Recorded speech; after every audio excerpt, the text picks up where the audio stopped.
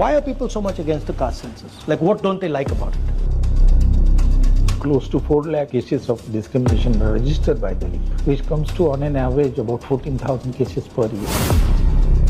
The history of the Dalits, the OBC, tribals, has just been eliminated. Part of the portion of the Manusmriti was burned. So that's the beginning of the civil rights movement.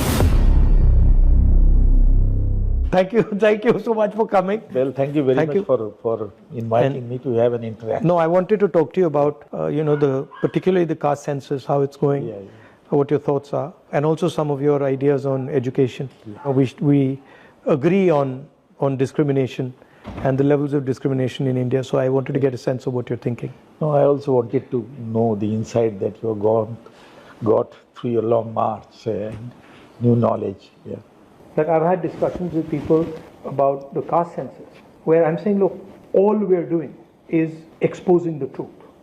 Yeah. Nothing else. Yeah. And they will say to me directly that no, one must not expose this truth.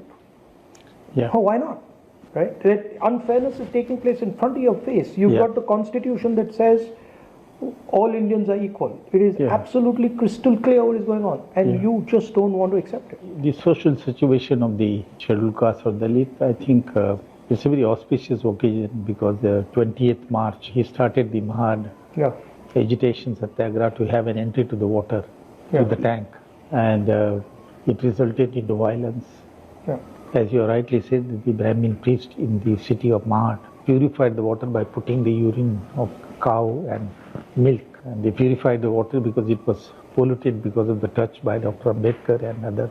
And then of course Dr. Ambedkar got very agitated about this and a lot of pain, anguish. Then they organized the second conference in Mahad, where the part of the portion of the Manusmriti was burned by a Dalit saint and the Brahmin gentleman called Mahar. So that's the beginning of the civil rights movement and denial of civil and political and economic right to the untouchables. That because of his effort, then the constitution had a provision for equal right, equal opportunity, non-discrimination.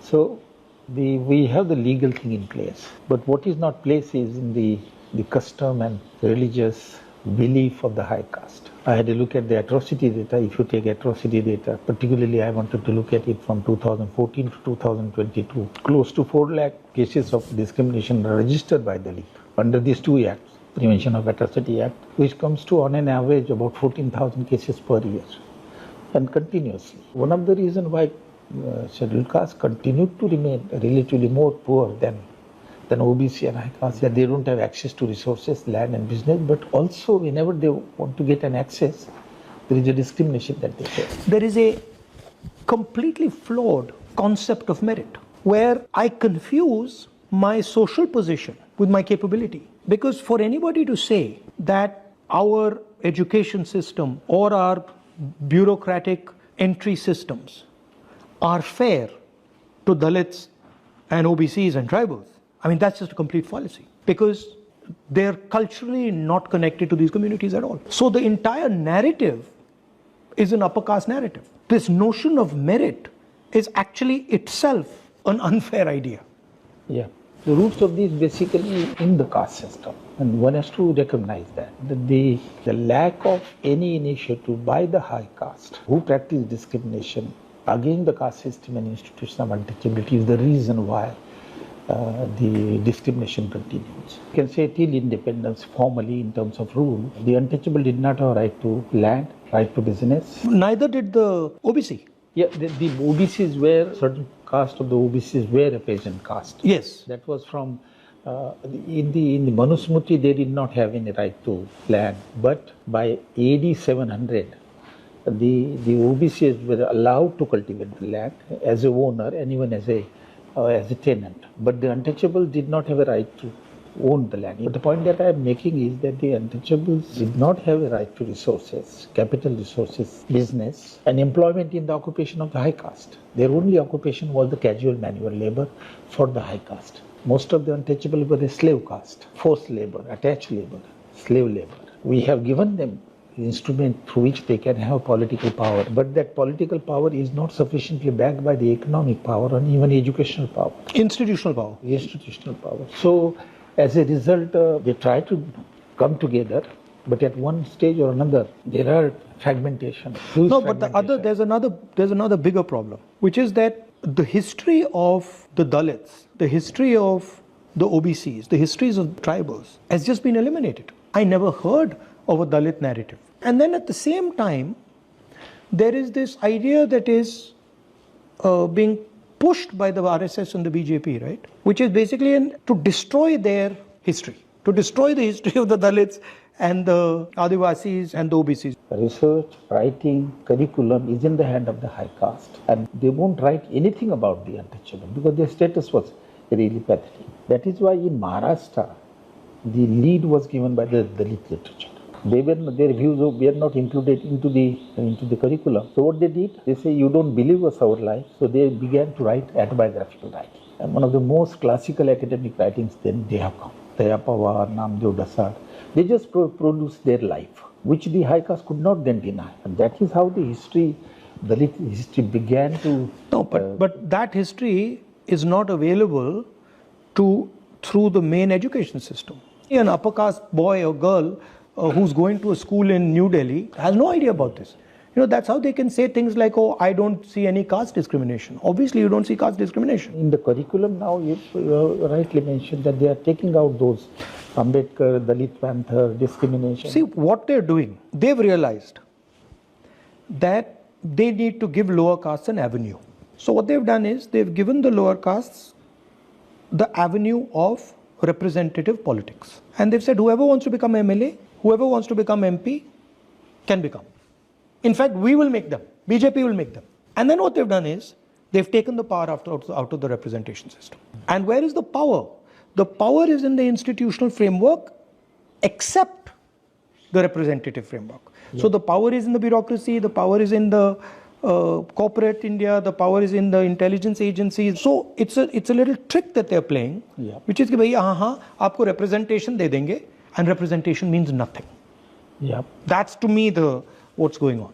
But as you rightly pointed out, now there is an added dimension of ideology, making it the taking the power of the representative and concentrating in the hand of the high power. So it has become extremely difficult now. You can see the series of policies are being taken and nothing is being said.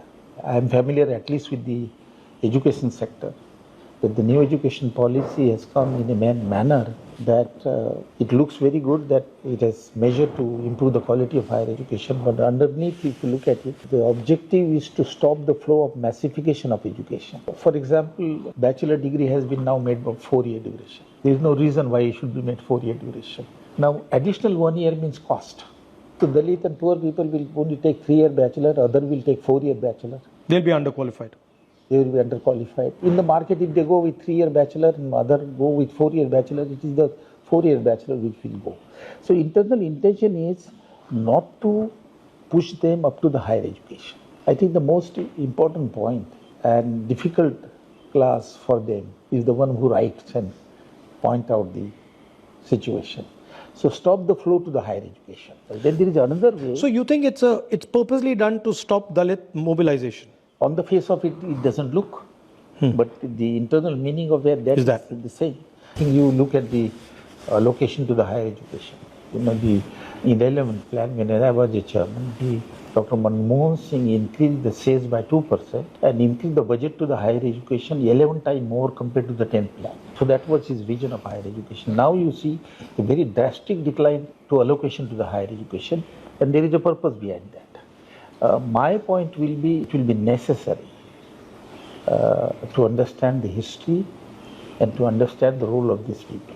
What would be the 2 or 3 steps that you would take in the Indian education system that could impact this inequality? Like if you were given a blank piece of paper, what would be the 3 things that you would say, these are the 3 things I would do, that would really impact scale of our education system, penetration of our education system, that could transform our education system? I think I would prefer what Congress and Nehru did in the early 50s, that we began with public education system. Government school, government colleges, government universities, with a very less fee. So public education system was the instrument which was used by Congress to give access to the education to everybody. But eventually, over a period of time, we discovered that there is a huge privatization of the higher education and school education. Yeah. As on today, 50% of the universities are private. We should have a common public school education. We should have a common public college and a higher education. And that's what the story of Europe is. Europe doesn't have a private institution, even today. Yeah. And somebody says that the government doesn't have funding, but if you look at the history, Sweden was very poor in 50s and 60s. They didn't succumb to the privatization of education. I have a feeling I must share with you that the higher education and school education is in crisis because of the privatization. Immense inequality. I think the centralization is the cause. You are outsourcing to the private agency the admissions in medical, engineering, other. What was the earlier system? During the 50s and the 60s, university will give the admission, college will give the admission. So I think with the reform, what one has to do is to have admission at the institutional level. College, university. So decentralization of power, basically. Yeah, decentralization of admission. And what would be the other two things that you do? For the education. One, you said public education. Two, you said decentralization of power. And three? Third would be the government should not give excuses that they don't have a fund for higher education and school education. That is the reason which has been used, that we don't have funding, so we depend on the private funding. That reason has not been used by Europe. They devoted a larger portion of the national income as they grew to the education and to the health for higher education. And it's a huge money-making business on the other side. Yeah. So I think the more resources to the higher education and school education, that we should revert back to the public education system at all level of education, and then the decentralized education system. In any case, the education is concurrent list. It's the state which hold the basic stay in the higher education and school education. Okay. What is your experience of this caste census? I think this is a very useful exercise. It has thrown up a data, very new data, extensive data. And you have the ownership of land, ownership of business, employment pattern, education level, income level, then access to civic amenities like housing, electricity, drainage. But I think the sort of a normal look, it seems to me that you get a pattern. Clear pattern. Clear pattern. The caste hierarchy, you get it. But I think the idea that truth of discrimination in India should be known to everybody. This is a powerful idea. Why are people so much against the caste census? Like, what don't they like about it? What is it that this creates this reaction? The answer is quite obvious, that it will expose the reality. Huh? it will, as you said, it will give the idea that who is monopolizing economic resources, who is monopolizing civic amenity and housing, who is monopolizing education, and that is the fear. Because it will throw the caste system in a modern form, and that they don't want. The reality, they don't want the reality and inequality based on the caste, the privileges that one particular section of high caste is enjoying, and the cost of the others, OBC and the untouchable, because the high caste benefited at the cost of denying equal right to others. So, as Dr. Ambedkar has put it very rightly, that the high caste are not against, in favor of inequality, they are opposed to equality. The principle is they are opposed to equality, and they believe firmly in inequality. There's certainly a capture of our system, education system, healthcare system, political system, bureaucratic system. So for me, it's important that the truth of what is going on in India with regards to who has what access, who controls which institutions, who's where. To me, that's a fundamental nationalist exercise. I think it's not supporting the caste census is actually anti-national, because what you're saying is that we're not ready to accept the truth of what is going on in our country. So I'm quite wedded to the idea of the caste census. I think we need to iterate it further, we need to deepen it, and we need to make it more sophisticated.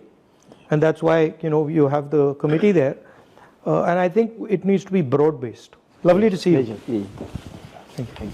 This is the recent book I got on discrimination, Oxford, Scheduled Caste in Indian Labour Market. This was the earlier one. This was the first on economic discrimination, and it created a